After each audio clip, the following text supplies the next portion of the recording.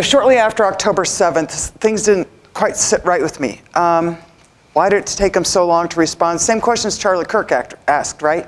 This doesn't make sense. IDF knows more than this. Mossad, who could hoodwink them like this? And how could they watch this for 6 hours without respect? Just things like that. And so, I don't know. I guess, God guides me to things that say, wait a second, who is Israel after all? Who is Israel in God's eyes these days? So this question, who is Israel, has multiple layers to it, just like the Bible does. Multiple layers just to this one question. So let's go back. There we go. He just told me how to do that. Is it on? Oh, no, it's probably turned off. Hold on. Thank you. There we go. We're going to go back in time and get a little history lesson. Noah's sons. So after the flood, there was Noah and his family. They repopulated the entire earth. So technically, all of us are genealogically related in some way to Noah and his sons and daughters, or sons and daughters-in-law, Shem, Ham, and Japheth, or Japheth. Ham, which one do I need to steer clear of? Your mic sounds weird. Yeah. It does a little bit. Can you maybe? I don't know if that. Is there another mic on? Are these too close together? That doesn't matter how close they are together? No, don't. Okay. Can I keep going? Is that all right? While we. I have this one if you want. Try it. I can do that. Will did this morning, but Which one do I want to take off? Which one do I? Not the black one. Okay. That one. Is this going on? I was like, yeah. I'm not going to do that in front of everybody. Come on. Okay. I'm not sure where to put this. Anyway, I'll hold it in my hand. So Noah had 3 sons, and apparently one of the first things Noah did, that's on, one of the first things Noah did when they could, he planted a vineyard. I love this guy already. But he got drunk one night, and his oldest son Ham found him naked, and then went and told his brothers, and his brothers came in and very respectfully turned their backs to their naked father and covered him with a robe or a cloak.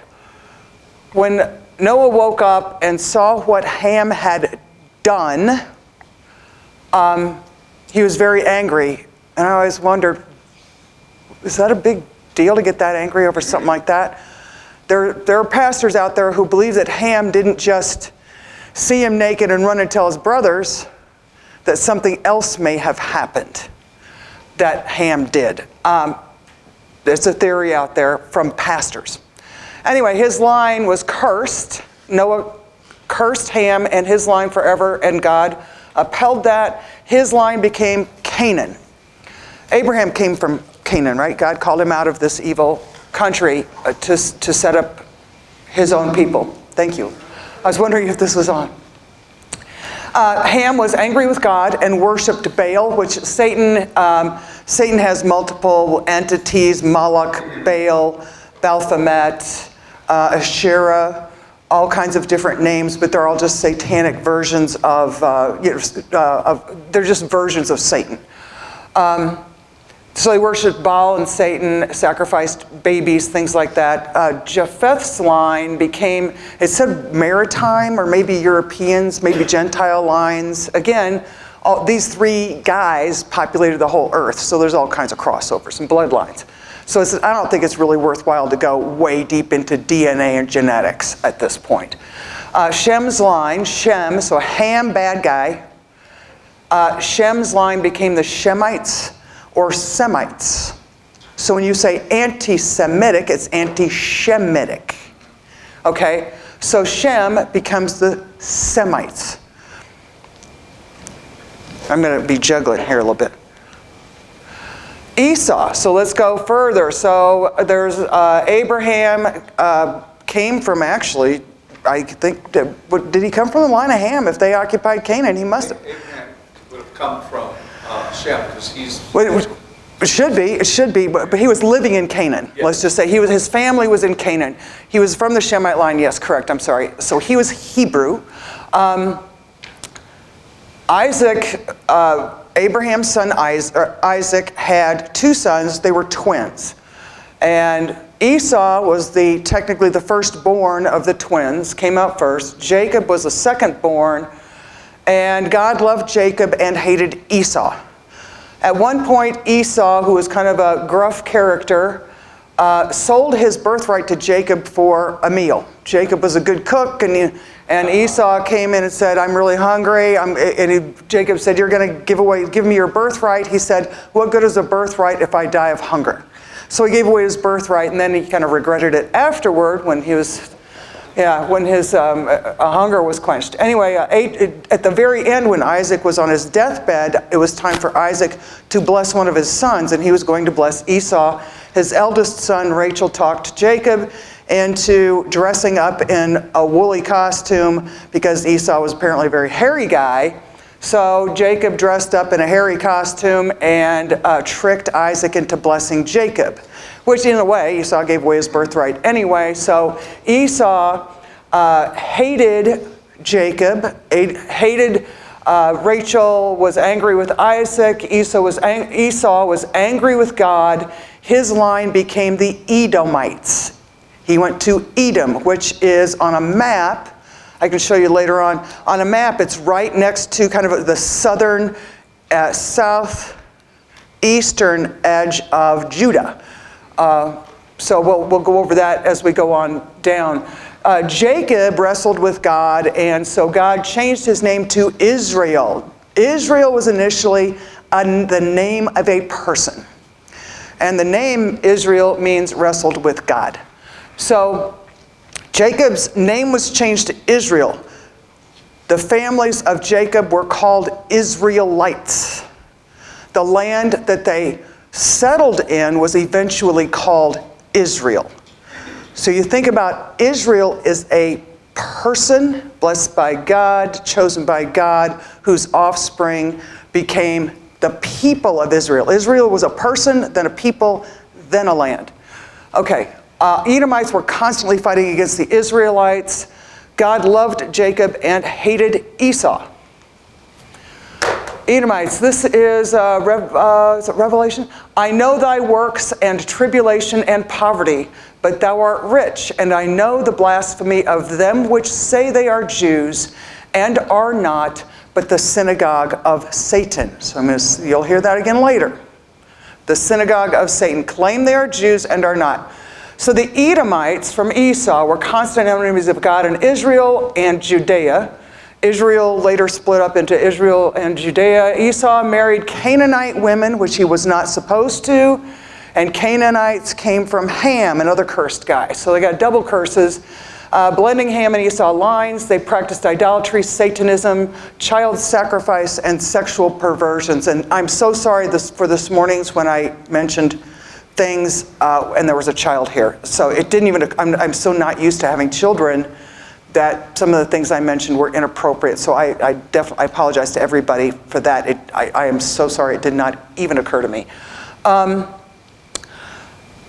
So it's sexual perversions. By the way, let's just say it right off the bat. God has two teams, either your team God or your team Satan. So when he says idolatry, worshiping other gods, it's worshiping Satan, okay? It's worshiping Satan, period. There are only two teams, and you got to pick one. The Edomites were forced to convert to Judaism. I did not know that. This is well chronicled in the book Ancestry of the Jews, written by Josephus, Flavius Josephus. He was a historian at the time of Christ. At the time of Christ. That's pretty good history. His mother came from the Hasmonean dynasty royalty, which I'll talk about in a minute, and his father, I think, was even an Edomite. So he knows both sides of this story. So forced conversion. The Edomites were forced to convert to Judaism by the Hasmoneans, and I spelled that wrong. It's not Hasmodeans, it's Hasmoneans, after the Maccabean revolt in the 100s BC. Right? Okay, so forced conversion of these Edomites made what, we're going to call them, for right now, we're going to call them fake Jews, because they don't really believe. They infiltrated the Sanhedrin, and that would be the Pharisees and the Sadducees. Right? What do we talk about the first hour? Infiltration. Infiltrate your target group. They intermarried.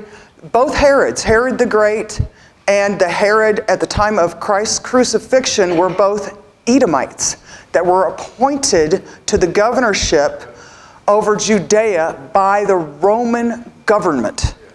These were not Jews, and the Jews knew that they were not real Jews. Herod was like a puppet king. And isn't it funny? 2 Herods, 1 family, Edomites. 1 killed all of the firstborns, not the firstborns of each, right? The babies. At the time of Jesus' birth, Herod the First, Herod the Great, killed how many babies? Everybody under 2 years old is like millions, right? You want to talk Holocaust? Millions. And then the second one, crucified Christ, crucified the Messiah, was certainly assistant in it. And you correct me if I say anything that's historically incorrect. Or biblically. Okay.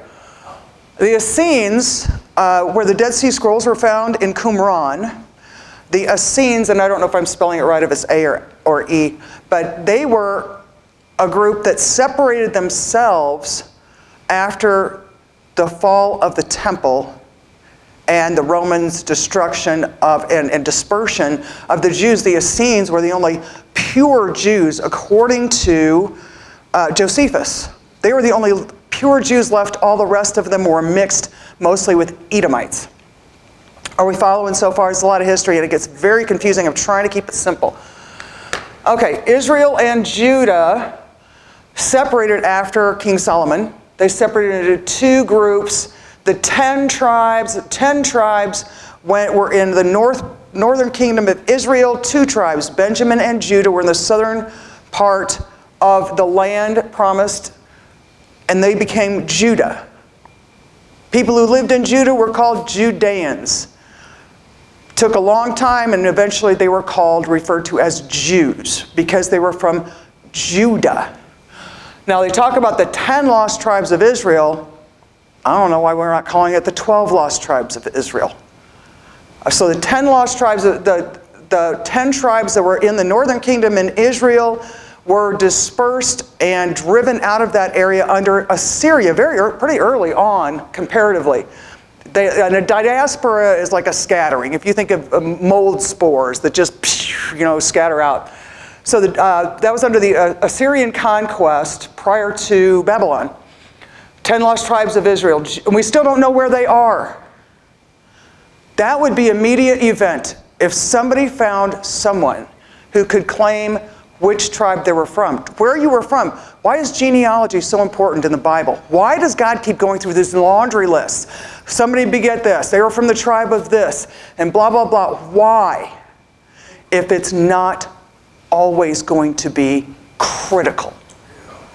Critical. Okay? So, the southern kingdom, many of after Babylon, and after when Cyrus said, go back and build your temple, go back to Judea, rebuild your temple, that became the second temple. Solomon's temple was the first temple. And we saw earlier, today, that all these different groups are obsessed with the temple of King Solomon. Obsessed with it. Freemason. I mean, it's crazy. I think we're going to see. So the Judeans became the Jews. They stayed in Judea. A lot of them did not return from Babylon. They kind of liked it there. They were getting along pretty well. They were being prosperous. They accepted. They intermarried. So you remember in Ezra and Nehemiah are going, hey, you guys, what the heck are you waiting for? We've got all our stuff that we need for the temple. Why are you guys not here? It took a long time to get everybody back, right? Yeah. So, okay, and not all of them came back.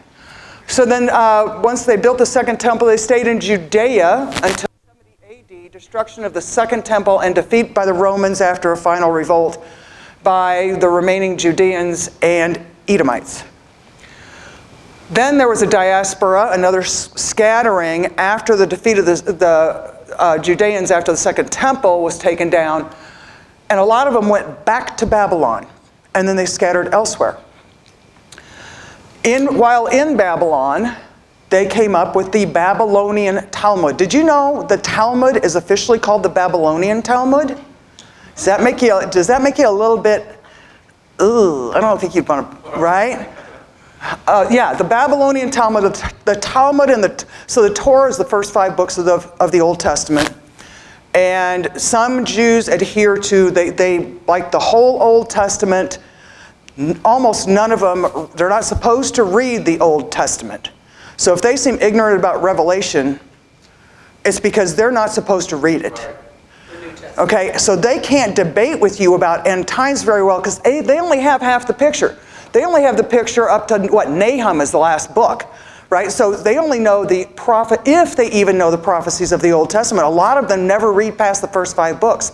Then they study the 32 or 33 volumes of the Talmud, which was oral teachings of the rabbis that most religious organizations operating today believe is more important than the Torah. What the rabbis, oral teachings, what the rabbis passed down orally that was then written down, debated between the rabbis, the rules that the rabbis make up, what the rabbis say they're supposed to do, what the rabbis say is okay, is more important than what God told Moses in the first 5 books of the Bible. You got to understand that. Okay? The Zohar and Kabbalah are additional texts going into mysticism, gematria. Maybe you've heard of or gematria. Every Hebrew letter has a number assigned to it, and those are secret codes written into the Bible. And you can use the stars and the planets and the sun, and you can, conjure up blah, blah, blah. It's sorcery. A lot of divination and sorcery is written in the Zohar and Kabbalah. And I can give you things to look at. I could send them to Pastor Don and he could distribute them. And it's really just like, if you just did 2 or 3 really good, comprehensive videos, you would get the information you need. I mean, I always look at extra stuff to just reinforce it and give me a little extra detail. Okay, so now we've seen that the Jews in Israel were not pure Jews. There were a whole lot of converts from Edom, from Esau, mixed with Canaanites from Ham. Evil people, an evil people that God hated. God hated and cursed have intermixed with his chosen people. All right? Now, who were the Khazars? Has anyone heard of this? This is interesting, Khazaria. And the Jewish Encyclopedia Online, they admit Khazars. Jewish historians talk about this Khazar tiny little chapter. They admit it. They mention it. They don't go any further into it. Okay, so this is interesting. Let's see here. Do I have a little pointer on here? I don't know. Do I? It doesn't work very well. Okay, so let's see here. Somewhere down here, around, there's an ancient civilization called Sumer, S-U-M-E-R. It's down, like kind of down here, around, there's Baghdad, right? There's Baghdad. So somewhere around there, it was in Macedonia, was an ancient civilization, very advanced, called Sumer, S-U-M-E-R. And you can look up Sumer. It was a wildly, huge, very wealthy, ancient civilization, something like 6,000 years BC or something, and they just as any civilization, they eventually crumbled and they dispersed. The Sumerians were Satan worshipers. Everybody was, right? At that time, pretty much. Okay, so they came across into Turkey, and then they came down into Canaan and Babylonia. They also went, and so Canaan and Babylonia, like Edomite country, and then they come up through the Caucasus Mountains, between the Black Sea and the Caspian Sea. What country is that? Ukraine. That's Ukraine, yeah. That's Ukraine. And they set up a kingdom called Khazaria. They were Satan worshipers. They were sacrificing children to Baal, Moloch, all of it, right? Satan worshipers. The crown prince of Kiev, at that time, who ruled Russia and this area, got all these complaints and said, you guys need to stop your Satan worship. I'm going to force you to convert to either Christianity, Islam, or Judaism. So they chose Judaism. Yeah. Can you say we have two groups now of Satan worshipers forced to convert to Judaism? Okay? Does forced conversion ever really work? No. Does Christianity preach forced conversion? And typically the Jews are not evangelical people, right? Right. They're very, if you want to, you got to go through a lot of things to become Jewish. You have to prove to them.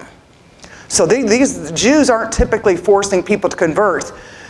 But in this case, the Russian prince gave them a choice. They chose Judaism. From Khazaria, they called themselves Khazarias because that's one of the great-grandchildren of Noah. But they changed their names to Ashkenazi Jews. Ashkenaz was a great-grandson of Noah. So they called themselves Ashkenazi Jews. Has anybody heard that term before? 80% of the Jews in the world today, 80% are Ashkenazi Jews. Okay, and that's how they self-identify as well as Ashkenazis. Okay, let's see here. The Rothschilds were among the Ashkenazi Jews. The Rothschild, the bankers, right? And they settled in Frankfurt, London, Naples. So all of Europe, most of the Jews are Ashkenazi in Europe. So the dark blue is where the origins of the Ashkenazi. Okay, they can trace back. And that's 80%. About 15% are Sephardic. They tend to be in Spain and Portugal, northern, like Morocco.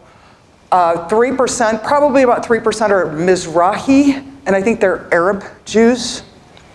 And then 2% they call independent grouping. What do you notice that's missing? 12 tribes. Yeah.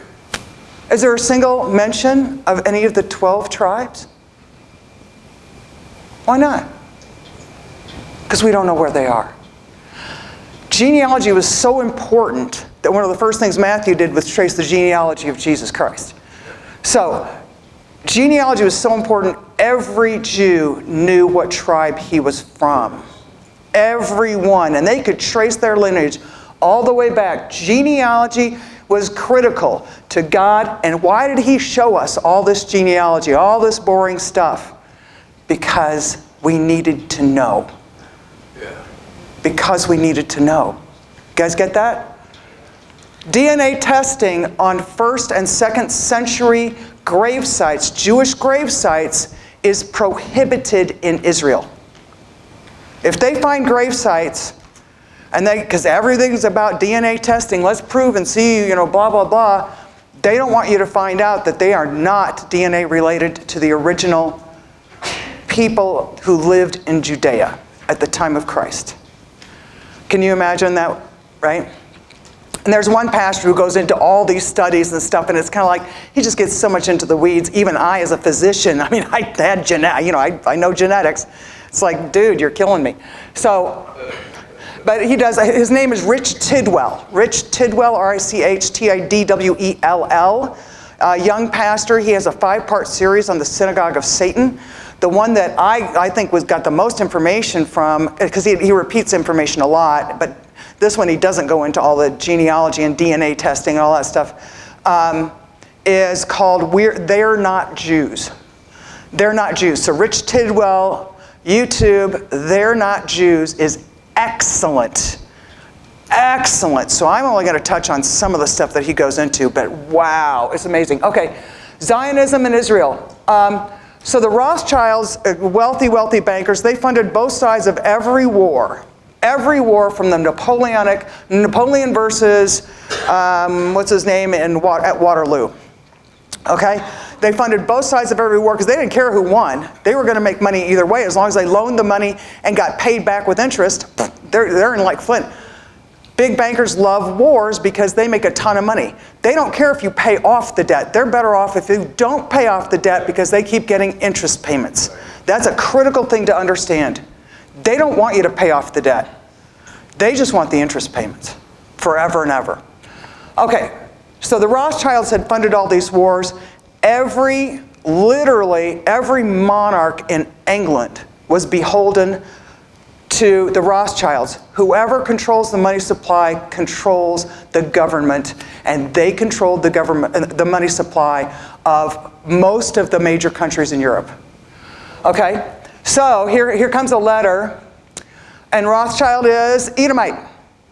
Well, he's Ashkenazi. Okay, Rothschild is Ashkenazi from the Khazars, from Suma, up to through Ukraine. Not Edomite, but probably sort of like that. Okay, so, dear Lord Rothschild, I have much pleasure in conveying to you, on behalf of His Majesty's government, the following declaration of sympathy with Jewish Zionist aspirations which have been submitted to and approved by the cabinet. Oh, this is, by the way, this is 1917. World War I hadn't even ended yet. Okay? World War II wasn't, yeah, nobody even knew that there was going to be a World War II. Okay? 1917. His Majesty's government view with favor the establishment in Palestine. Palestine was the lands of Israel that were changed to Palestine as a joke to make fun of the Judeans and so forth by the Roman government. So they called it Palestine. It's the same thing. It's not the Palestine of today. Of a national home for the Jewish people. Well, why did they need a home for themselves in 1917? Was there persecution going on? No. Okay. We will use their best endeavors to facilitate the achievement of this object. It being clearly understood that nothing shall be done which may prejudice the civil and religious rights of existing non-Jewish communities in Palestine or the rights and political status enjoyed by Jews in any other country. Have they upheld that part? No. Okay. I should be grateful if you would bring this declaration to the knowledge of the Zionist Federation. Zionism has been a goal for a long time. There's a whole movement of a Zionism.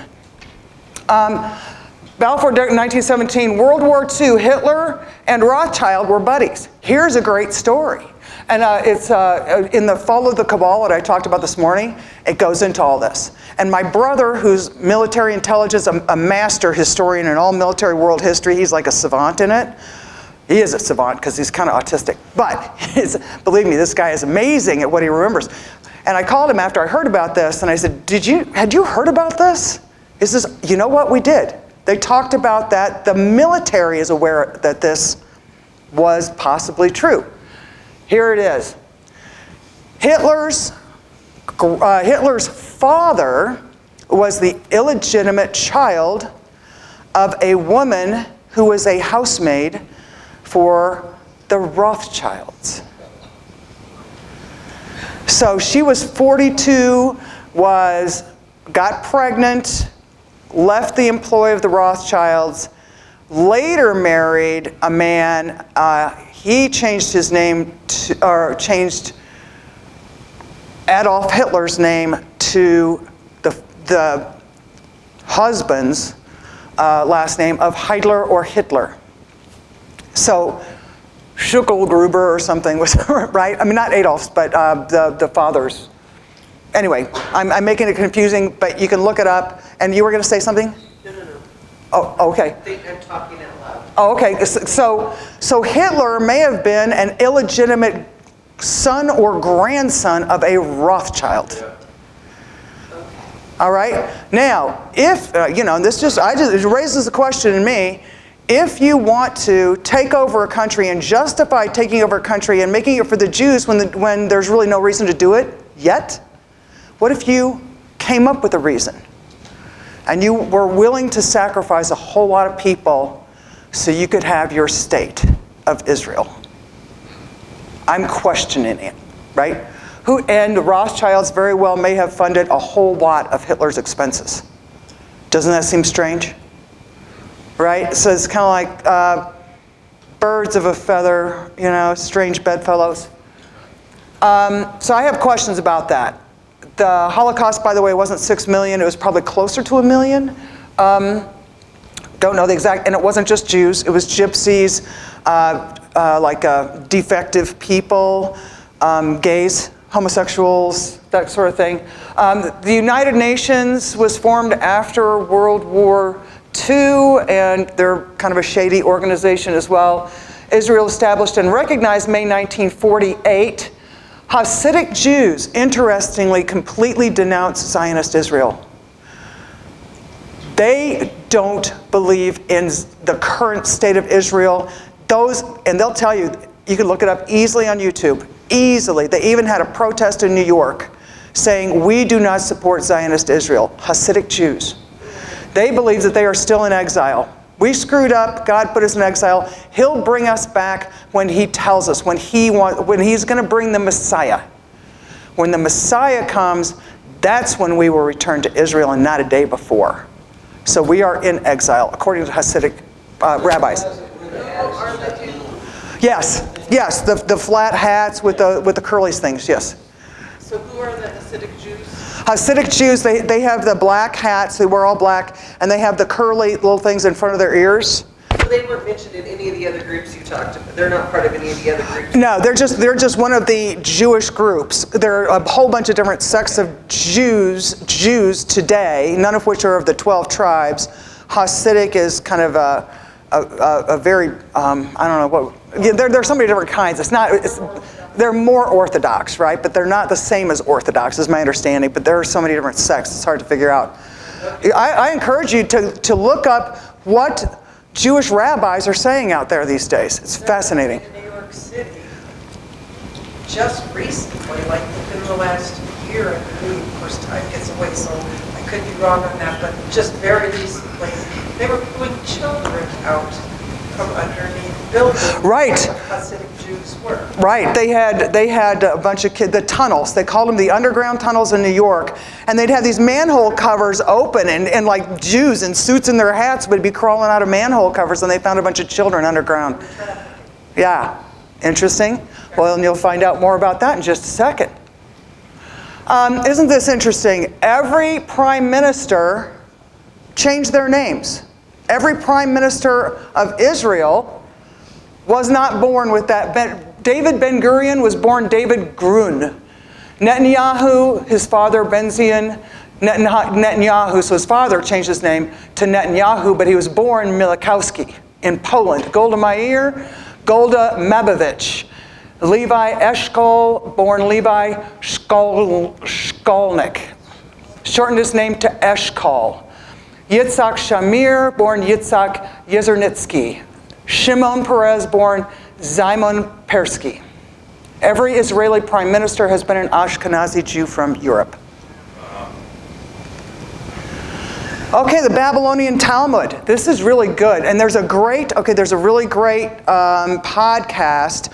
Well, and there's a thing called Israeli News Live. It's an ongoing podcast by two actual Jews from Europe who are Messianic. So a Messianic Jew believes that Jesus is the Messiah. They are ethnically, whatever, by birth Jewish, not the 12 tribes, but by birth Jewish.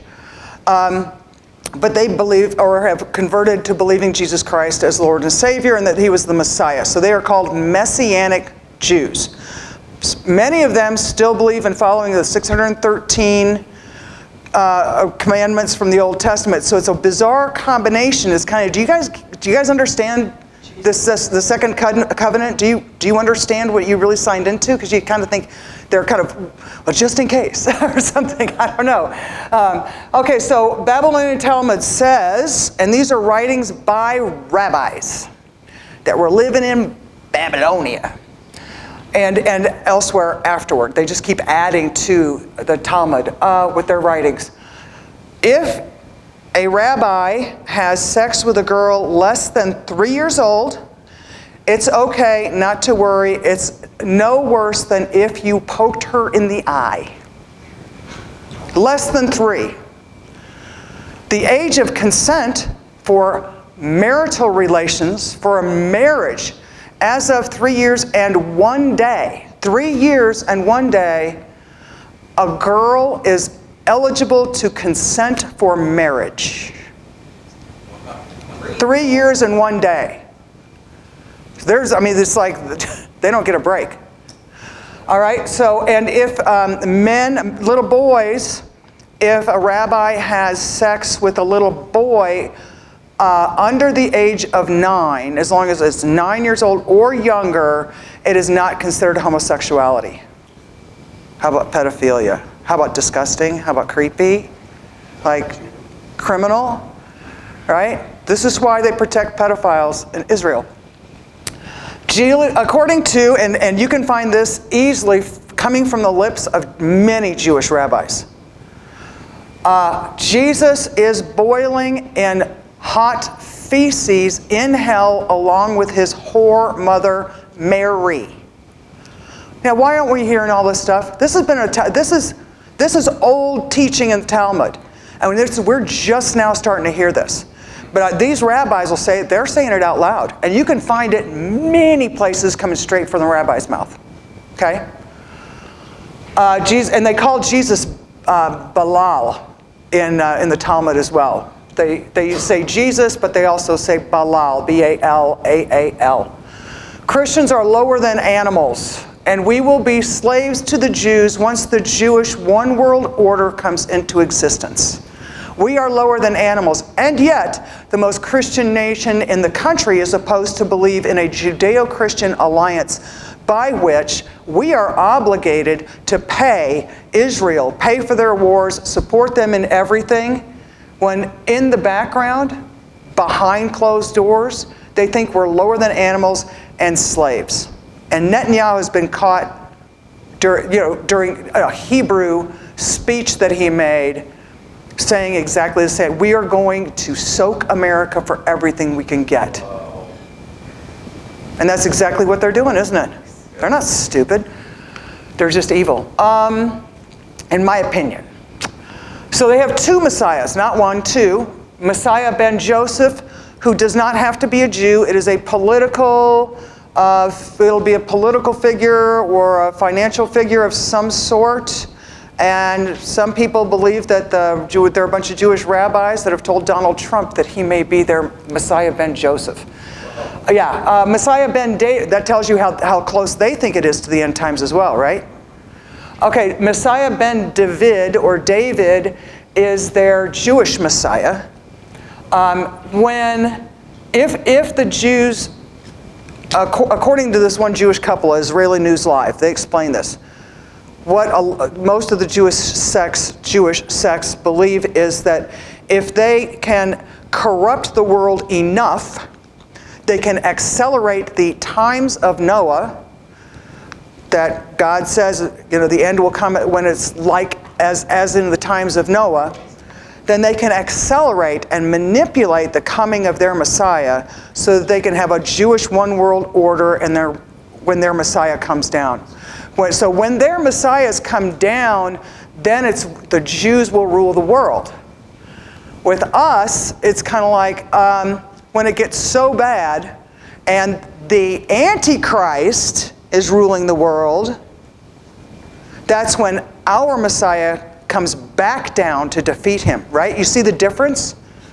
And it's like, because they only have half the story. They don't have access to Revelation. They could, but they wouldn't want to believe it anyway. Okay, so they have a serpent Messiah. This is coming from actual Jews, and this Israeli News Live, that there's a serpent Messiah that is a good Messiah, or a good serpent. There's a bad serpent, like in the Garden of Eden, and there's a good serpent that is there to help man. Adam, they believe, was born androgynous with male and female characteristics. They believe in mysticism, the Noahide laws. They make a big deal of the Noahide laws. but it's really kind of part of the 10 Commandments, don't steal, no adultery, all that stuff, even though that's kind of, they violate that every day, some of their own laws. But we as Gentiles have to sign on to the Noahide laws, or we will be murdered, beheaded, in their Jewish one world order. Every year, did you know every year our president signs, so you've seen pictures of all these Jewish rabbis standing around the desk while whatever president is signing some document, and all the rabbis are looking very happy, and everything. Those are copies of the Noahide laws. The Jewish rabbis have our presidents sign on our behalf that we will abide by the Noahide laws. Well, one of the Noahide laws is thou shalt not commit idolatry. Okay? What do they consider idolatry? Worshipping multiple gods. They see the Trinity, the Father, Son, and Holy Spirit, as polytheism. Polytheism. Idolatry. All Christians should be beheaded because they will have violated the Noahide law of idolatry. You following what this all means? And we have U.S. presidents that don't get this? That they're signing on? Trump, all of them. Every single year they sign it. And there's this big celebration, okay? Let's see, one world Jewish order will bring about their Messiah. Third temple, red heifer. Nowhere are the Jews, right? The third temple is the temple that Messiah, our Messiah, Jesus Christ, will build after, to start the 1,000-year millennium, or is it after that? After the final burning down. But either way, Jesus Christ, when he comes the second time, he builds the third temple. The Jews think if they build the third temple and start animal sacrifices again, then their Messiah will come to them. Okay, if they read Revelation, they would know the rest of the story. That the rest of the story that we believe is because the Antichrist builds the third temple, or has the third temple built, or the fake Jews have the third temple built and sacrifice the red heifer. They're planning to build the third temple right now. They have the red heifer. Supposedly they've kind of figured out how to breed pure red heifers, flawless red heifers. And they want to build the temple and have the red heifer. So that implies that they will be the ones to bring in the Antichrist. Yeah. And you think so their Messiah, Ben David, has to be a Jew. A, quote, Jew. Not 12 tribe Jew, a, quote, Jew, which means like maybe somebody that doesn't believe in God, because 80% of the people living in Israel, certainly all of their administration, are either atheist, agnostic, or do not worship God. How can you be God's chosen people if you don't even believe in Him? And don't try to tell me you're God's chosen people when you don't even believe in Him, and that I'm supposed to do all this stuff for you, support you no matter what decision you make, when you don't even believe in God. Okay? So, on a revelation and prophetic standpoint, their misunderstanding of the end times, by only having half the story, is going to cause the Antichrist to take over in Israel and persecute the true believers in God. Does that make sense? Yeah. Okay. Let's see here. Oh, America is Amalek. I want you to tell me who is Amalek. The Jewish rabbis will say to you, America is Amalek, which was an evil group, but specifically evil. So why Amalek? Do you know what can you tell us about Amalek? Okay, Amalek was a king and from the Amalekite group, and what he did was the Lord told them, because they withstood Israel and they were in their that Joshua would utterly, he was at battle with them, and that was when Moses' hands were up and he held the sun. Oh. That he said that they would be utterly wiped off of the earth. And so that the final act of that was supposed to fall under King Saul, and it didn't, because he didn't kill him. He kept the king alive. kept Agag alive. Right. And so then Samuel comes and says, what is this that I hear the bleating of sheep? He goes, well, I just thought I'd keep the best for God. He goes, that's not what the Lord said to do. And then so he turned from him and he ripped his mantle. He goes, today the kingdom has been ripped from you as well. And then he gets a sword, Samuel does, and he hacks him into a pile. Samuel hacks Saul into a pile, right? He hacked Agag. Agag, okay. Pile and finished it off, did what Saul was supposed to do. Okay, oh, that's right, Samuel did that. Right.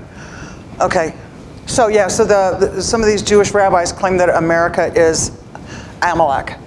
By their fruits you will know them. I mean, I think, I don't remember if I showed this earlier today, but, right? By their fruits we will know them. If they're God's chosen people, why are they the child sex traffickers and Satan worshipers and blackmail, pornography? They own the largest pornography industries in the world. AIPAC influencing our government. They pay. Have you heard about the AIPAC? Okay, AIPAC is the American-Israeli Political Action Committee. They should be registered as foreign agents. Several politicians have lost their position or been killed by trying to force them to be foreign agents, including John F. Kennedy. But AIPAC pays and has a handler for every single member of Congress, cabinet members, presidents, right? They have a handler assigned to those politicians that tells them, you have to vote to support Israel, or else. And they get a ton of money. AIPAC blackmails politicians. They, through sex trafficking, compromising our politicians, slipping them a little something at a cocktail party, putting them in a compromised situation, perhaps with a child, taking pictures. You now own that politician. I mean, this is all, the Epstein thing is mixed in with the CIA. It is all connected. And it's all evil. Let's see here. LGBTQ and abortion is not a Bodian. Sorry about that. LGBTQ and abortion capitals of the world are in Tel Aviv. Let's see here. Hollywood and the media. The 6 news corporations, six Jewish corporations own 90% of the media in the country.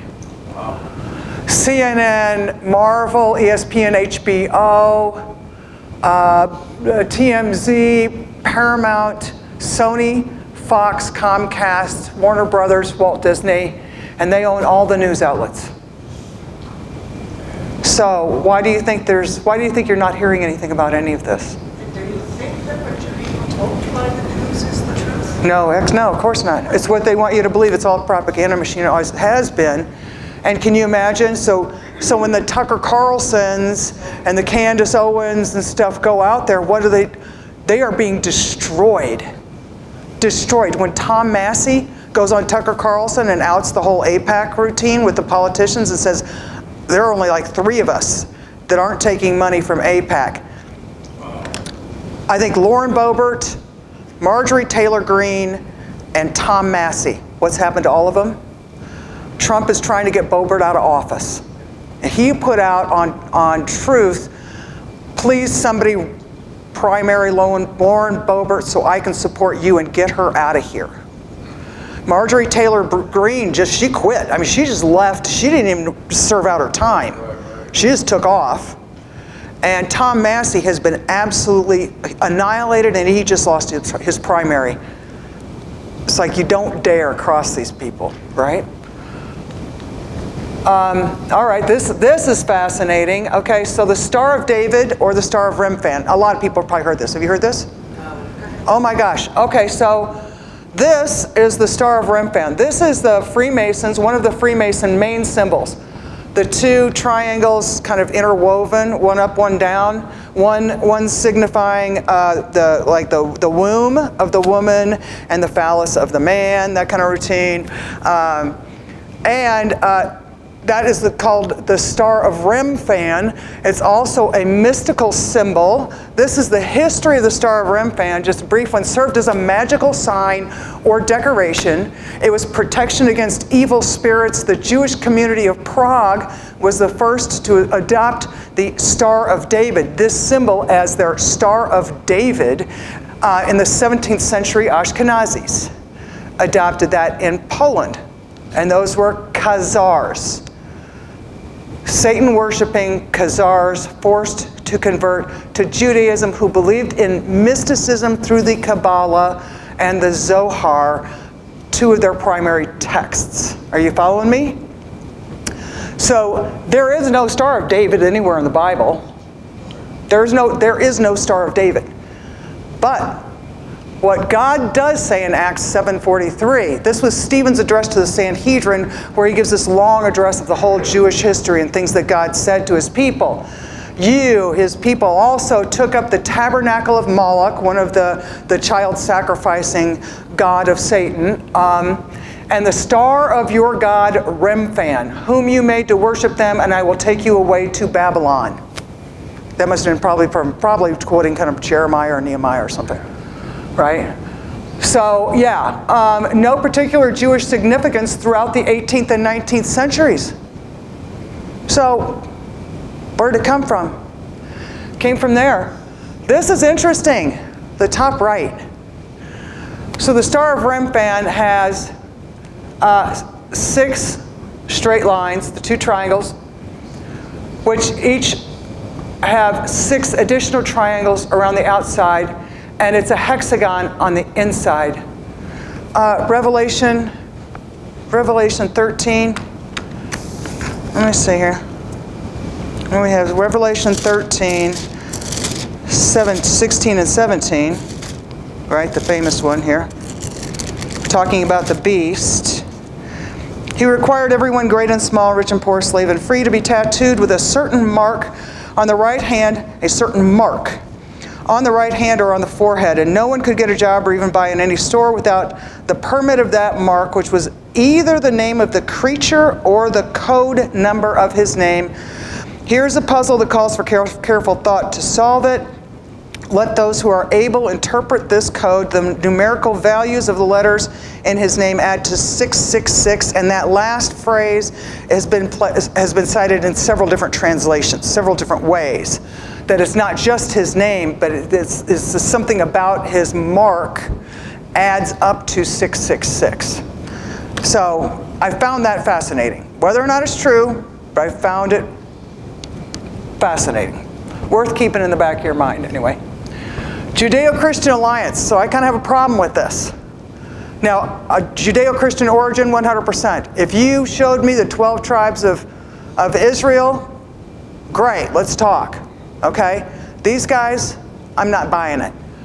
Based on what they do, and now more about how they came about. Jesus said, I am the way, the truth, and the life. No one comes to the Father but through me. Okay? The Abrahamic covenant was the first covenant, just because God said, and a covenant is a contract. There were 2 sides to it. Both parties had to act appropriately or the contract would be broken. Okay? Just because God said, I will bless you and I will bless everyone who blesses you and curse everyone who curses you, there was an if you do this. Over and over he said that. So if you want to count up all the times that he said that it was like every king, everybody, the judges. If you do this, I will bless you and your family for generations. If you don't, you will be cursed and your generations of your family will be cursed. What happened? They always broke it. And they were cursed. Move on to the next one. Okay, if you guys do this, I will bless you. I mean, he over and over and over again. Read your Bible, for God's sake. The whole thing is made up of it. And they kept screwing it up, screwing it up, screwing it up. Jesus came to take care of that whole mess. And he did. Okay, so that's the second covenant. The new covenant erases all of the old if. If we believe in Jesus Christ, We go into the new covenant, right? I mean, I learned that in your book. Okay, so why do we believe in this Judeo-Christian alliance? It wasn't a talking point. It was not an issue until the early 1900s, when dispensationalism, John Nelson Darby, and a guy named Cyrus Scofield started working together. Cyrus Scofield was an interesting character, became a pastor, and hung out with a bunch of rich people in New York, and he wrote a version of the Bible called the Scofield Bible. It was the first commentary Bible ever written, where it told you, here's what this says, oh, here's what you're supposed to think about this passage, right? Where they start to tell us not to wait for God and the Holy Spirit to help us interpret God's Word. We'll tell you what to think. We'll tell you what this really means. The Scofield Bible was the Bible that introduced the notion of the Judeo-Christian alliance, and that Israel should be supported at all costs through that Abrahamic covenant verse in Genesis. Okay? The Scofield Bible. Now, how is it that it's so prominent? They were very smart. The Scofield Bible was, and he hung out with some Jewish rabbis in New York, some very wealthy Jewish rabbis. Who knows? Go figure, right? So there's a reason for this. It was like a propaganda through the infiltration of the Christian Bible. So the Scofield Bible was distributed for free to seminaries all over the country. This is in the U.S. It was written in the U.S., published in the U.S., distributed throughout the most Christian country in the world. The most Protestant Christian country in the world. It's like they targeted us. Gave copies away to all the seminary students. So what do you think? They teach their parishioners and their congregations what they learned. That's why it's everywhere. Different translations of the Scofield Bible. All right? And then we have AIPAC, Epstein Media, anti-Semitism. So don't call me an anti-Semite. All right? Don't even try it. So, yeah, just because I question the Abrahamic covenant, just because I question, wait a second, who are Ashkenazis? What tribe did they come from? They didn't.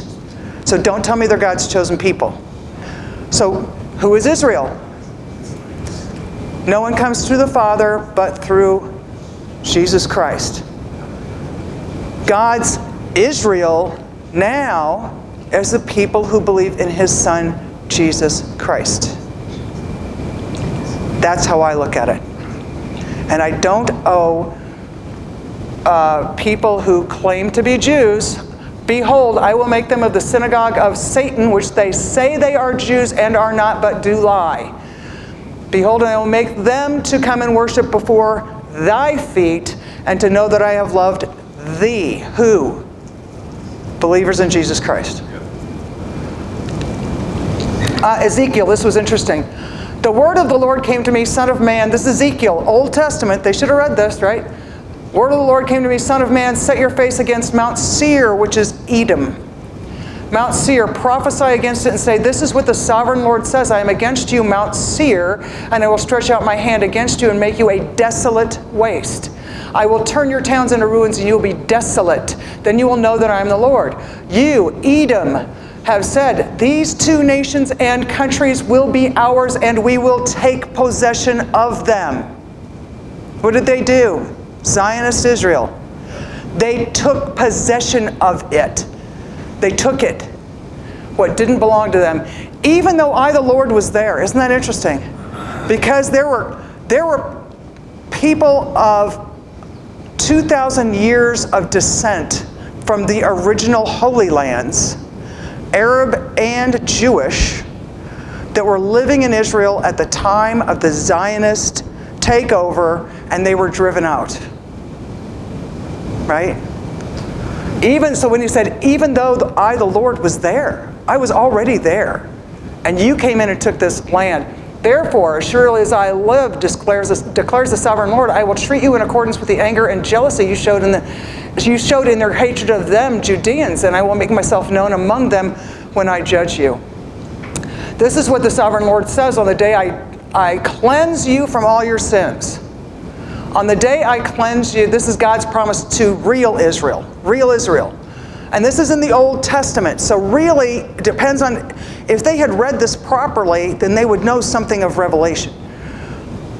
On the day I cleanse you from all your sins. What day is that? It's coming. That's coming. That's when Jesus returns. When the Messiah comes the second time. I will resettle your towns and ruins will be rebuilt. Not until then. The desolate land will be cultivated instead of laying desolate at the sight of all who pass through it. They will say this land that was laid waste become like the Garden of Eden. The cities that were lying in ruins, desolate and destroyed. Who is what? The fake Jews, the Edomites. Are now fortified and inhabited. Then the nations around you that remain, what does that tell you? A lot of desolation. There's tribulation, right? Judgments. That remain will know that I, the Lord, have rebuilt what was destroyed and have replanted what was desolate. I, the Lord, have spoken and I will do it. It's like, it kind of ties it together, I think.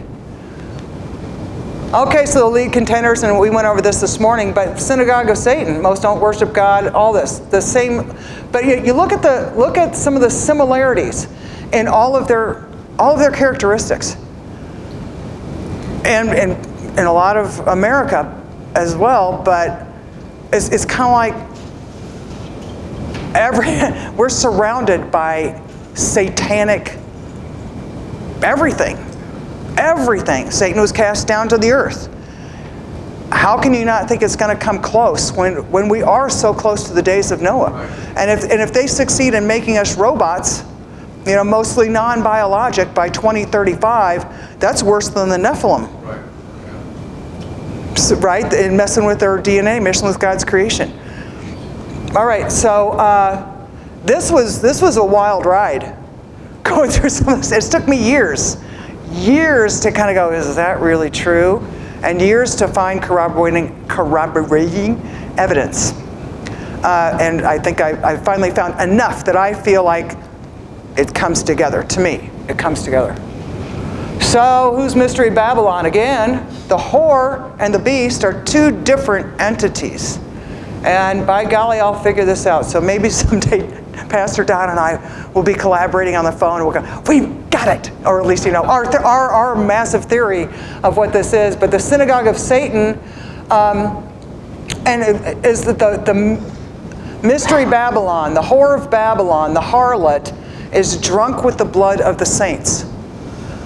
Edomites, through Herod the Great, Herod at the time of Christ, Ashkenazi Jews, if they orchestrated the Holocaust, Rothschilds funding multiple wars, especially between Christian nations.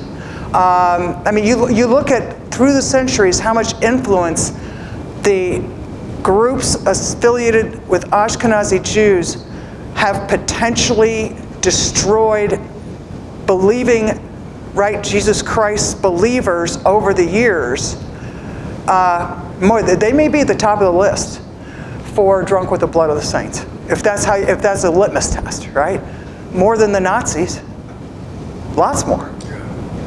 Okay, so anyway, I think that's it. Now, Pastor Don, and let's have some discussion. I want to hear what you guys think, because this blows me away. This gentleman. Here, let's give you this. I just read this morning that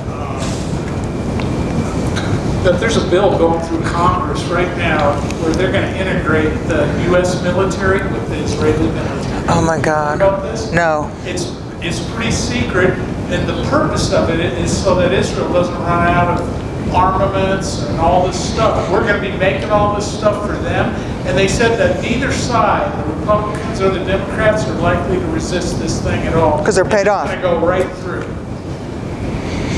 Wow. Well, and there would have to be a constitutional challenge to that, because, that's not one of the things that, to actually combine the military forces. It's not really like you're going to see the two armies coming together. They're just we're going to be making weapons and stuff, and it'll be owned by Israel. is Owned by Israel. So the That's a problem. manufacturing end of it and all of that is what they're integrating.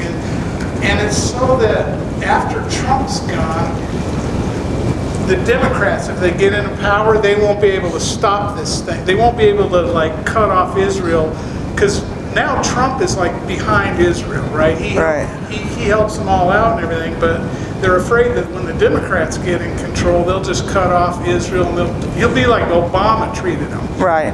Well, it's interesting because, I mean, when you really think about it, I mean, the United States has been training foreign armies and troops, Afghanis, Iraqis, right? I mean, we've been training people who eventually became our enemies and, you know, had dicey relationships. We've been working with them very closely. We've been arming them, paying for this, paying for that over and over and over again. So it's interesting, it would be interesting to see what the differences are between this treaty and, say, you know, right, other ones, it's the devil's in the details. So that would be interesting, but as I think of it, it's like, criminy, we've been training, we have people from Mossad and Poland and Iraq that come to the United States and train with our troops all the time on our own basis, right? So it's not unusual, but you know, it's always these baby steps. It's always these incremental, closer and closer and closer to giving us more and more control. That is the scary thing, and then all of a sudden it's way too late. Yes, ma'am. So I guess what he said doesn't tie in, but the financial piece does. Do you have, so William used to work for a construction guy in Massachusetts, and primarily they dealt with very, very, very rich Jewish people, and they tend to be very rich. Like there seems to be. So, but then I was thinking about this question and thinking about that. I'm like, why do they need us to do this if they're so rich? To break us. Because if we're going to pay for all this stuff, we're just going further and further in debt, further and further in debt. They own the banks, and we are indebted to them. So what are they? They're getting interest payments on every dollar that we have to borrow from the Federal Reserve in order to pay for Israel's stuff. I mean, how smart is this? They're not stupid. They make out either side of it. And Israel, you know, they pay for all kinds of stuff. They have all kinds of social programs, and yet we're supposed to feel sorry for the poor little old lady Holocaust victim who's starving in the streets of Israel. Why aren't you guys feeding her? Honestly, you're getting plenty of money from us. And if you guys can be so wealthy that you're LGBTQ transgender, the state's paying for abortions for all of its citizens and everything else, and you're telling me you can't feed this starving little lady and I'm supposed to send her all, right? I mean, it's kind of like, explain this to me, because of the Judeo-Christian alliance. And that's my second question is, you mentioned a minute ago there's not 6 million Holocaust, there's 1 million. Right. Because there was a single author, and I don't remember his name. Does somebody know? Do you know it? There's an author, a gentleman, who wrote a book on the Holocaust. And they interviewed him years later. And you can find the little snippets of that interview on YouTube, where he admits, he said, because and this was like 60 minutes or something. This is a big interview that a lot of people saw, but it was a long time ago. And the guy that wrote this book and claimed the 6 million said, you know, it sounded like a nice round number, so I made it up. And he's Jewish.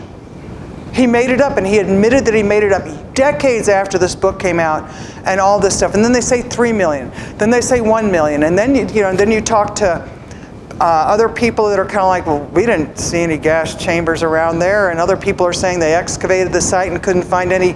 So I don't know what the truth is. I am not a Holocaust denier. Not. I had a very close friend and roommate whose father and mother, he was a child, and his mother were in a concentration camp, and when he was a little boy, and they escaped by diving under a pile of dead bodies, and they got out stark naked running in the winter away from this concentration camp. And that was my friend and roommate's father, okay? So I am not a Holocaust denier at all. I've had plenty of great Jewish friends. This isn't about every Jew. This is about the people who are manipulating and being arrogant about manipulating. That's the problem. But I think we just at least need to start questioning things. I just want to expand a little bit what I was saying. Sure. It's not just the military, but they're going to integrate the AI, all the new technologies and all that. That way Israel and the U.S., because they both do all this stuff, they'll each have use of it all. And it's not just armaments, but it's AI and all of this stuff. So yeah, and yeah, All the new stuff that's happening is what they want to. yeah, and it's kind of like you're never always friends, right? You're never, there's no guarantee that you're always going to be doing things in each other's best interest, right? Yeah, we're taking a big risk. This will be a hard divorce. I mean, once Yeah. they do this thing, they won't be able to divorce each other very easy. I think that's part of it. Yeah, that's interesting. Cause conflict in and of itself. Pardon? Which will cause conflict in and of itself. Of course, yeah, especially when one side is doing all the giving and the other side is doing most of the taking. I got one more question. So Don, this is kind of for Don. So on the mount where they have all the tribes, the 144,000, then they'll be identified. Yes. Those tribes will be identified at that time, because she keeps saying where are they at and all that. Right. But by the time they do Only the the Lord. 144,000, Right. maybe only the Lord will know. Only the Lord knows. Right. So, and I have a question too. As believers in Jesus Christ, when we are baptized with the Holy Spirit, is that our mark? Because it doesn't talk about, right, so we have our seal through belief in Jesus Christ and receipt of the Holy Spirit, is that correct? Whereas the Jews of the 12 tribes, the 144,000, will have some other kind of mark. Mark on the forehead. Right. And they're not saved, excuse me. When in Genesis, Revelation, it says that the woman's given wings of the eagle, that she might go into the wilderness, and that she may be translated into the wilderness. That's a translation. I don't mean word translation. I mean being translated materially from one location to the next. Like when Jesus was in the middle of the Sea of Galilee, and they were translated to the shore suddenly. They were there. So So it's some kind of miracle. yeah, it's going to be a miracle, and the Lord knows where they're at, and they're already identified. And then when He says they're given wings of the eagle, they suddenly will all be appeared, 12,000 of each of the tribes, except for the tribe of Dan and the tribe of Ephraim. Those are replaced. Joseph replaced Ephraim and Manasseh. And Manasseh, right. So those tribes, but those 12,000, Dan's not in that group. He's exiled forever, eternally, of the 12 tribes. But they will come there, and it says they have not known that woman. Well, it means they have not been part of the Babylonian art system. But that's really what that means. So they are real, pure Jews, but they're not Messianic until the sixth trumpet judgment, when at that point in time, the 70th week of Daniel is completed, and that's when Jesus comes to Edom to pick them up and takes them on a 3-day journey through the open desert. And then they know when He meets them that this is their Messiah, and they mourn because of all the suffering they did, but their forefathers rejected Him. And they celebrate because He's now their Messiah. And from that point forward, that's Israel. That's Israel. And Along with us, though, right? Because we've been grafted into Israel. they what? We've been grafted into Israel, so that would include us. Not as a DNA, but in the same covenant. So the Jew, remember the prophecy that Noah said, when that happened with Canaan's mess up, he said Japheth would dwell in the tents of Shem. The Jew will dwell with the Gentile, and we'll be under one covenant. So, to the Jew we say Messianic, but to the Gentile we say Christian. But the truth is, the whole world will be Christian. The land of Israel will be a Christian nation After the Messiah comes. after the Messiah comes. Right. When He sets up the millennial kingdom. Get it? Uh-oh. Get it? Not bad. I'm going to read something. Oh, okay, yeah. So, just let me read this up here in front. Let me put this on. So when Moses is reading the final words in Deuteronomy, he's telling them they're about ready to come, before he hands the scepter over to Joshua, before they go to the promised land, he says, all right, look, you're going to go into a place and occupy buildings you didn't build, you're going to eat from the fields that you didn't plant, and all this stuff is going to happen. He goes, and that's what God's going to give you. Don't get in there and get all heady and think, oh, look what I've got. He says, remember, it's the Lord your God that brought you into this.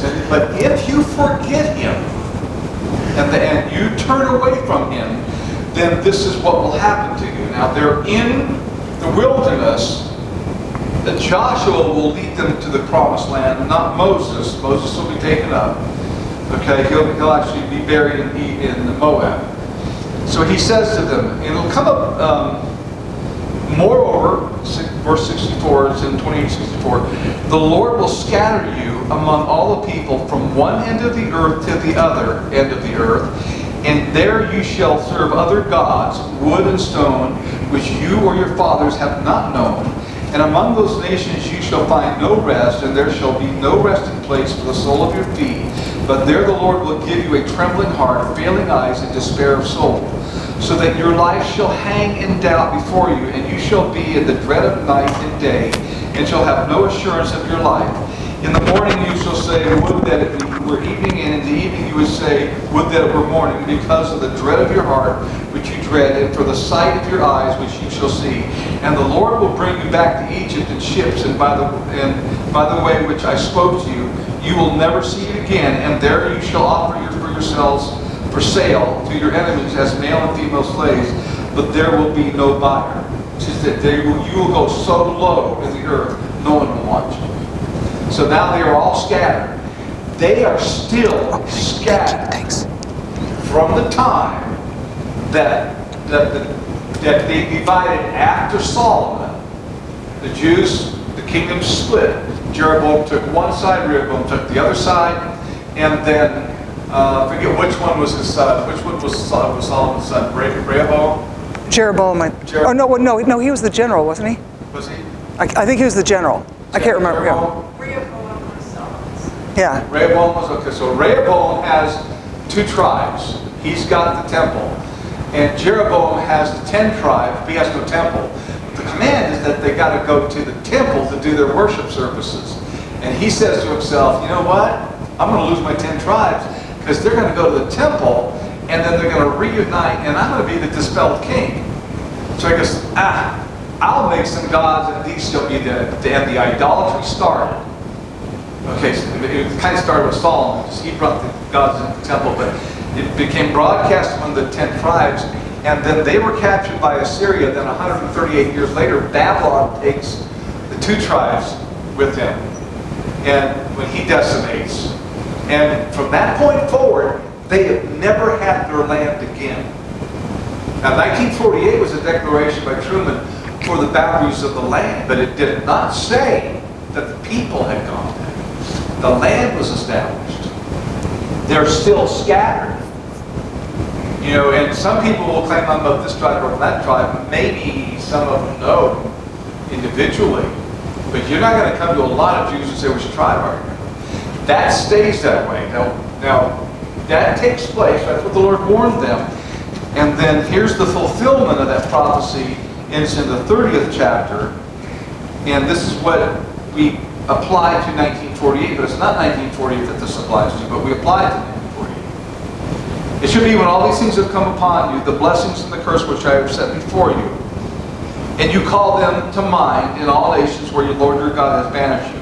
And you return to the Lord your God and obey Him with all your heart and soul, according to all that I command you today, and your sons. Then the Lord your God will restore you from captivity and have compassion on you, and will gather you again from all the peoples where the Lord your God has scattered you. He has not done that. That has not happened yet. This will actually come into the place. If your outcasts are at the ends of the earth, from there the Lord your God will gather you, and from there He will bring you back. This is the gathering of the 144,000. He does that, and He translates them. Suddenly, 144,000 are there in Edom. That's what the Scripture says we call it.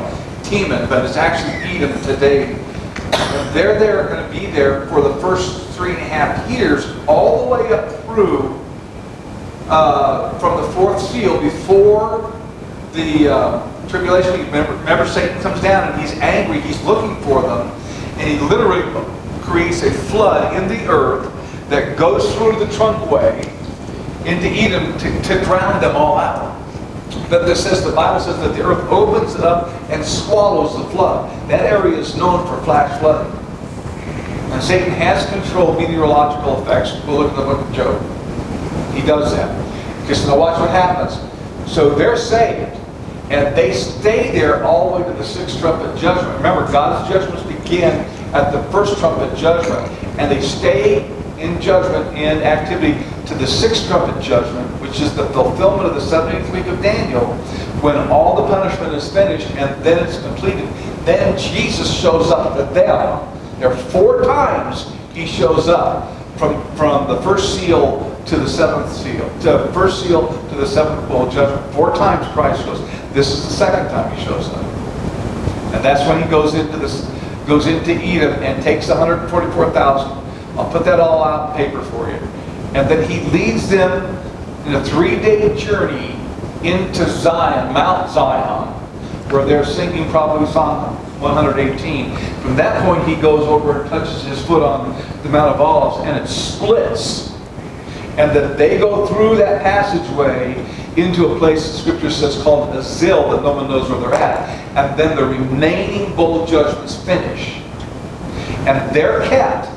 They're not raptured, but they have the seal of God on their forehead before the rapture takes place. So we're sealed by the Spirit of God in us, and they're not Christian until the sixth trumpet judgment, when they meet Jesus in person. So Israel today, what you're looking at, is a composite of a lot of people who say they're Jews and they are not. And they say, well, we got to throw the muscle in, we got to support Israel. You're not supporting Israel. I mean, there's a land mass there, that's the covenant with Abraham. But the people are not necessarily there. Yep. So it brings up an interesting question, because Jesus said to them, I come in the Father's name, and you won't accept me. But another will come in his name, and you'll accept him. Right. So who is he talking to? Who is Jesus talking to when he says that? I think he's talking to the Zionist Jews that are claiming to, the Edomites that are claiming to Jews, because the thing is, they want to accelerate. They think if they can make a one world Jewish kingdom, then their Messiah will come down and rule with them.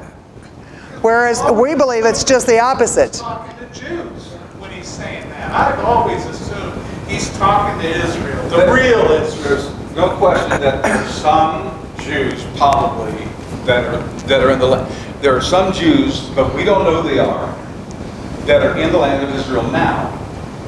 And there were some Jews in the time of Jesus now. I mean, Joseph and Mary were Jews, and Jesus was a Jew. So they were there, but the composite, remember, they were scattered to the other ends of the earth, and they had mixed with the Gentiles. You know, so when they're coming back, there's a massive group of them regathering into the Sixth Beast Empire, which is Rome, in the land and controlled by the Sixth Beast Empire. But they had been scattered for it'll be 2,500 years by 1948. But they were scattered for hundreds of years into all the different nations before some of them had the freedom to come back. That's why all those languages on the day of Pentecost were being spoken. There were Jews coming to the temple, and they were speaking all these different languages. Right. Now, one point I did want to make is there are two things. Okay, so I respect the sovereignty of any nation, right? They can make war, they can defend themselves, right? I don't have a problem with the nation of Israel defending itself, protecting its territory, governing its territory and its people as they choose. Just don't tell me I have to abide by everything you do and say it's okay because you're God's chosen people. Now, if you said, you know, we want you to support us as an ally and support the fact that we are a sovereign nation, 100%. I got no problem with that. But don't tell us that we have to because you're God's chosen people. Right? Okay, so I should have made that point earlier. But you know, that's the difference between anti-Zionism is one thing. Anti-Semitism is something altogether different, but they want to use the anti-Semite moniker and label on anybody who criticizes anything the Israeli administration or any Jew says or does, or anything that they think, right? You're anti-Semite. And it's kind of like, you know, what the answer is, why don't you tell me what a Semite is? And show me somebody from the 12 tribes, and then, you know, let's see how, then we'll talk. Versus, I don't agree. I don't think that the people that are, the Jews that are in Israel are real Jews. Tell them about the festival. It was October 7th. What was the festival? There was the festival, it was one of the Jubilee festivals. But I think the party that all these people were at close to the border where the abductions took place and all this atrocities was an LGBTQ Rainbow Pride Festival. Rainbow Pride Festival in Israel. That's the first I've ever heard of that. I mean, they have kept that quiet. Well, there was a really neat story about one gal. It's a really special story. There was a family that was attacked, and they were hiding. They had safe places in their homes, like so many of them do that are close to that border. And the kids were in one room, and the parents were in another room, and the soldiers were walking through. And these were God-believing, God-loving Jewish family, and they were praying to God, praying, please make us invisible, make us invisible. And those soldiers went up to the doors, and it's as if, and they had camera footage from inside the house that showed that the soldiers are kind of like, shouldn't there be a door here? And there are guns, they're breaking things, you know, there's blood all over the place because one of them cut his arm. You know, it's like the camera footage and their testimony that God made them invisible. They were praying the whole time. They weren't harmed. So, you know, I thought that was a fantastic story, right? So there are people there who are God-loving people. Unfortunately, they tend to be the minority. So those are the people we should really be praying for. They're our brothers, right? So anyway, yes, ma'am. So I don't know if many of you have seen this, but there's 42 of these billboards around the country, and it's from Jew Belong. It's a new campaign that's supposed to be anti-Semitism. I can't say it right, but and it says at the bottom. I looked up what their net worth, but because they're a 501c, they're not really a net worth, but they have their $7 million.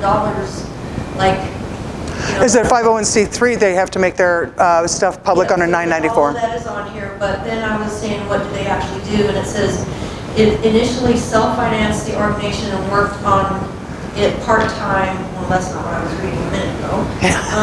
Gremlins. Anyway, it's supposed to be because these campuses of these kids feel like they should be able to go to school, and they're being picked on, and it's all about trying to protect like the real Jewish kids or whatever, but Right. then there's all this other stuff mixed into it, and I wish I could find what happened to it where I was reading it. But the one. Well, I can make a comment if you want to look for it again. Sure. Why don't you do that? The one billboard, there's two of them here. There's one up off here. Range, and there's one right off of 80 right over here by Sierra.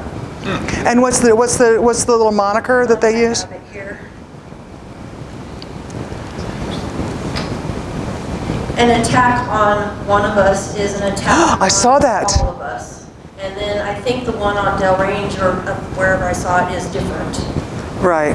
It says, and then underneath it, I was reading it, and it was talking about what they really are about. Interesting. Well, and you know, and I'm not going to tell anybody to go out and go after them or to harass anybody. Just curious. Or to harass anybody. Just understand, you know, what some of the game play may really be by the powers in these groups, not the individuals, but the powers in these groups, and just be more skeptical. Don't attack anybody, right? Don't bully anybody. Don't prevent protests. Don't suppress free speech, although they're trying to suppress our free speech every day. So it's kind of like, but absolutely, I disagree with the harassment of the students on college campuses. College campuses is like, do you guys have any kind of a filter anymore? You know, it's just nuts. Yeah, no education, social justice. So that's what they're really doing. Like, that's why I looked into the. It sounds like kind of a propaganda campaign, but who knows, right? Yeah. Right, or a PR move. Do you have a question? I do. There. Great information. My question is, where do we go from here? You're saying, not just you, that in 2030, then they're going to start downsizing maybe before that, population. Well, COVID. Right. They keep trying over and over. So I know, of course, pray, listen to the Holy Spirit, read, those kinds of things, but is there, Yeah. when you're... Open your mouth. Talk to people. The cool thing is there are plenty of YouTube people out there now that are exposing the fact that all these conspiracy theories, isn't it amazing they're all coming true? Isn't it amazing now everybody kind of goes, yeah, those COVID vaccines were pretty awful. Yeah, COVID did come from a Chinese lab. Yeah, wow, they did force us to do this stuff. Wow, so it's like too little, too late, unfortunately. But maybe some of these folks are going to start believing in our crazy conspiracy people. And it's kind of funny because you're starting to hear the term, I'm not a conspiracy theorist, but. Well, it's a start, let's take that a little further. The more you talk about it with people and educate yourself so you can support your argument. Don't just kind of go, because all they do is just spew the same talking points that they get from CNN or whatever, or whatever they listen to. Do your own research. I tell you what, if somebody asks me something and I may say, I don't have enough information to really have an informed opinion, go ahead and say that about some things. But do your own research and look it up. But I tell you, I love going down these rabbit holes. I'm a nerdy little polymath or whatever, but it's a hoot. And you learn so much, and it helps you to understand what's happening in the whole world. Everything starts to make sense when you understand the banking industry, the motives of all these things. Go ahead, go into the secret societies. Some of it's kind of wild, but you know what? I'm gonna watch things, read things, listen to things, and kind of store it for later use. And then keep looking at things. What else makes sense? Well, what about this over here? Does that fit in with this? Oh my God, maybe it does.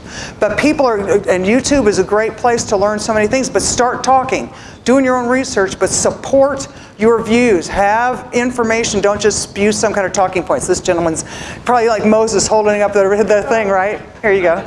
I just wanted to kind of even tell a story just about myself. So during COVID, I work for the railroad, and they're federally funded. We work for the federal government as a, I can't think of it right now. But Contractor or? Contractor. Okay. Yeah, but they were writing us letters, kind of forcing us to take the vaccine. Right. And, me and my wife prayed about it, and I was ready to lose my job, because it wasn't right to me to take it, and it scared me more than anything, and I believed it was going to help anybody. And no offense to anybody who did take it, but 2 weeks before I was about to get fired, it vanished. And, I just thought that was always cool, we trusted in God, and He protected us, and unfortunately, a lot of the people that we know personally who has gotten the COVID vaccine have cancer. And we just believe it's our own belief, but right. We believe that it had something to do with it, and that's a way to, if COVID didn't take you out, the cancer will eventually, if theoretically that's what they believe. Right. And, isn't it cool that what they wanted to use to kill off a whole bunch of population eventually through many different ways, not just the virus, but through the vaccine and different things in different lots of the vaccine, right? isn't it funny that it is now kind of backfired to where now nobody trusts them? Nobody's going to trust the WHO anymore. Nobody's going to trust the CDC. Nobody's going to trust Anthony Fauci. And there are people who all got all their boosters that want Anthony Fauci hung up by his thumbs, right?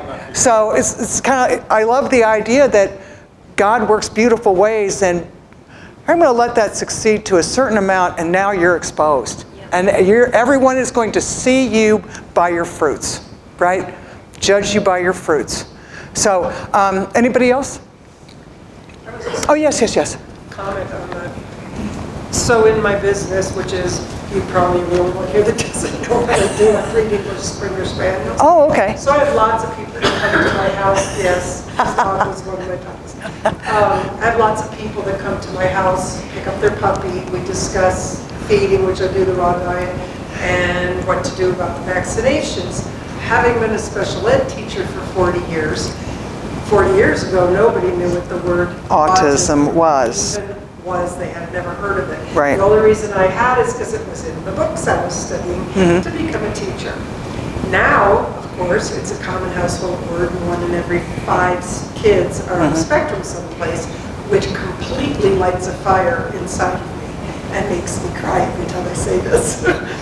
Because it just drives me nuts. I worked with them for 40 years, and it's crazy.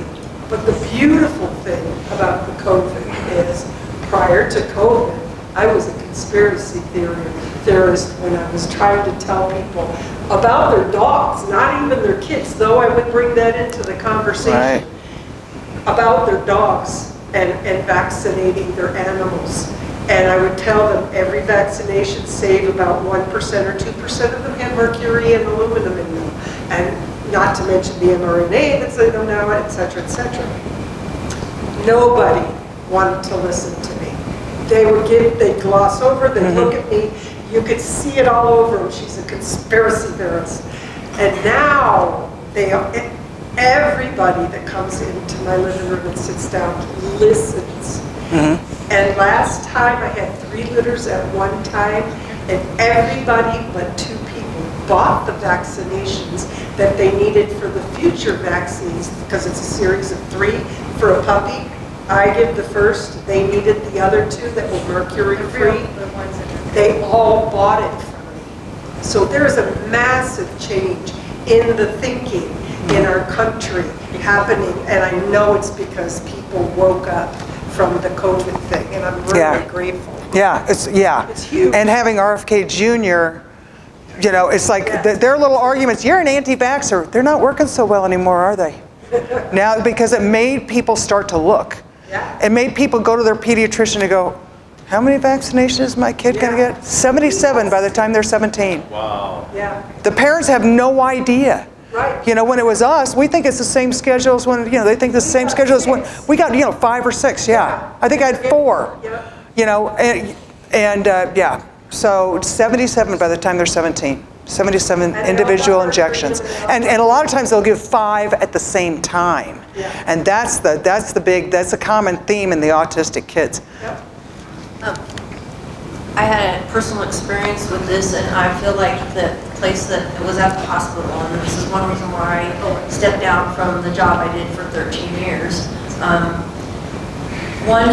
One example of something that happened is we had to walk patients to where the department they were going to. And at the beginning of the school year, we had students that were coming in that were forced to take the vaccination who wanted to play sports. And I took a young man in, I think he was 15 maybe, and he had to go see the cardiopulmonary doctor because he couldn't breathe. Right after his vaccination. He couldn't, yep, but he had to go see him, couldn't breathe. I don't think that, I broke my heart so bad that I quit my job for that. The other thing is that we're forced to take the flu shot at the hospital, or you can't work there. Or you have to wear a mask all day, every day. First, they tried to get you to do both. So then, when I went up there and I had that, they tried to trick me with a new MMR thing. They said, I said, well, I've had all mine, because by the time you're a teenager, you're supposed to have all of them, and not anymore. Well, they said, well, you have this certain one in you, but you don't have this one in you. Right. I feel like they were trying to trick me into getting the COVID shot because I said no, and I'm never going to get it. Well, this was before I really understood a lot of stuff that was going on. I went ahead and took the first round of the MMR, and I was sick like I had COVID for days, and I didn't take the second one. But the lady bullied me. The nurse, whatever Yep. she was up there in the lab, bullied me for not taking the vaccination. Exactly, yeah. So, Yeah. Yeah, and as an adult, as a physician, we had to maintain full vaccination. You lost your credentials. And, but I needed a tetanus booster, and I have a farm, with horses and barbed wire and stuff. So yeah, I'll take my tetanus. But this is mixed with diphtheria and pertussis. Why? Why? Diphtheria, pertussis? Am I really at risk for that? No, not in a million years. But they combine them all, right? So. I just wanted to come back around, and you had mentioned that you could send some resources for us to start research. Yes. I just wanted to come back around and ask if you would send that to Dawn. Yes. Because there's so much information out Oh, there. yeah. It's hard to weed through Exactly, yeah. where to start. Exactly. Now, and most of I like looking at stuff. I'm not going to send you stuff that's 10 minutes. Don't even think about it. It's going to be like an hour, hour and a half, maybe 2.5 hours worth every minute of it, because you're only going to have to watch that one thing, and you'll get a really good idea of what's going on. And if you want to watch other things, but don't expect a 10-minute thing. And if you don't have the guts to watch something for 2 hours, I'm sorry. Really? Game of Thrones. I mean, you guys do plenty of things. You watch a movie, you can watch these things. And it's a ton of information by people who can explain a difficult thing much better than I could in 40 minutes. They can explain parts of it.